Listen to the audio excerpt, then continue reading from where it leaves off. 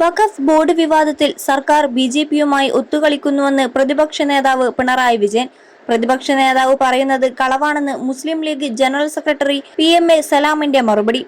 വഖഫ് board വിവാദത്തിൽ BJP ഭരിക്കുന്ന സംസ്ഥാനങ്ങളുടെ നിലപാടിലേക്കാണ് കേരളവുമെന്ന് പിണറായി വിജയൻ ആരോപിച്ചു. എന്നാൽ പ്രതിപക്ഷ നേതാവ് പറയുന്നത് തെറ്റാണെന്നും മാനദണ്ഡങ്ങൾ പാലിച്ചിട്ടില്ല എന്ന കാര്യം കോടതി പറഞ്ഞപ്പോൾ പരിശോധിക്കാമെന്ന് മാത്രമാണ് പറഞ്ഞതെന്നും മുസ്ലിം ലീഗ് ജനറൽ സെക്രട്ടറി PMA സലാം തിരിച്ചടിച്ചു. സർക്കാർ ബിജെപിയുടെ നേതാവിനൊപ്പം ഹൈക്കോടതിയിൽ ഒത്തുകളിച്ചെന്നും ലീഗ് സ്വീകരിച്ചത് വഞ്ചനാപരമായ നിലപാടെന്നും ബോർഡ് ചെയർമാൻ KS ഹംസ ആരോപിച്ചു. കേന്ദ്ര സർക്കാർ കൊണ്ടുവന്ന വഖഫ് നിയമത്തിൽ മുസ്ലിങ്ങളല്ലാത്ത അംഗങ്ങളെ ഉൾപ്പെടുത്താൻ നിർദ്ദേശം ഉണ്ടായിരുന്നെങ്കിലും കഴിഞ്ഞ സർക്കാർ അത് അവഗണിച്ച് ബോർഡ് രൂപീകരിക്കുകയായിരുന്നു. എന്നാൽ വിഷയം കോടതി മുമ്പാകെ എത്തിയതോടെ പുതിയ സംസ്ഥാന സർക്കാർ പ്രതിസന്ധിയിലാവുകയായിരുന്നു. കേന്ദ്ര നിയമത്തിന്റെ മറവിൽ ഇതര സമുദായങ്ങൾക്ക് കൂടി മുസ്ലിം ആരാധനാലയങ്ങളുടെയും സ്ഥാപനങ്ങളുടെയും നടത്തിപ്പിൽ ഇടപെടാമെന്ന അവസ്ഥ പുതിയ UDF സർക്കാർ നടപ്പിലാക്കുന്നു എന്ന ആരോപണം ബലപ്പെടുത്തുകയാണ് ഇപ്പോൾ ഇടതും നേതാക്കളും അവർ നിയമിച്ച വകുപ്പ് ബോർഡ് അധ്യക്ഷനും. ജൂലൈ 20-ന് കേസ് സുപ്രീം കോടതി പരിഗണിക്കുന്നുണ്ട്. നിലവിൽ ഹൈക്കോടതി ഭരണപരമായ കാര്യങ്ങളിൽ തീരുമാനമെടുക്കരുതെന്ന് കേരളം വഖഫ് ബോർഡിനെ വിലക്കിയിട്ടുണ്ട്.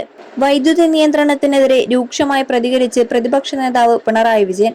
വൈദ്യുതി നിയന്ത്രണം മുൻകൂട്ടി അറിയിക്കാത്തത് ജനങ്ങൾക്ക് വലിയ ബുദ്ധിമുട്ടുണ്ടാക്കുന്നുവെന്ന് പിണറായി പറഞ്ഞു.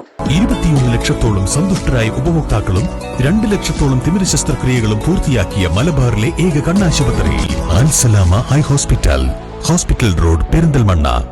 കഴിഞ്ഞ ദിവസം വീട്ടിൽ 1.25 മണിക്കൂർ വൈദ്യുതി മുടങ്ങിയെന്നും അദ്ദേഹം പരിഹസിച്ചു. വൈദ്യുതി ലഭ്യതയിൽ കുറവുണ്ടാകാം. കുറവ് മുൻകൂട്ടി കണ്ടുവാങ്ങാൻ നടപടിയാണ് വേണ്ടതെന്നും പ്രതിപക്ഷ നേതാവ് കൂട്ടിച്ചേർത്തു. ഓണപരീക്ഷ അടുത്തിരിക്കെ 1.25 മണിക്കൂറൊക്കെയാണ് പവർ കട്ടെന്നും ഇത് കുട്ടികളെ ബുദ്ധിമുട്ടിലാക്കുന്നുണ്ടെന്നും പിണറായി വിജയൻ പറഞ്ഞു. സർക്കാർ മുൻകൂർ നടപടികൾ സ്വീകരിക്കില്ലെന്നും പിണറായി കുറ്റപ്പെടുത്തി. ആര്യാടൻ മുഹമ്മദ് കാലത്തെ കരാർ നല്ലതായിരുന്നില്ല. വൈദ്യുതി കരാറുമായി വിയോജിപ്പുകളോടെ മുന്നോട്ടു പോകാനാണ് ഇടത് സർക്കാർ നടപടിയെടുത്തത്.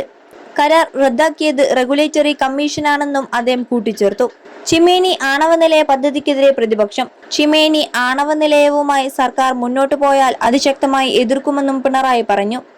ആണവ നിലയം കേരളത്തിൽ അത്ര എളുപ്പമുള്ള കാര്യമല്ല.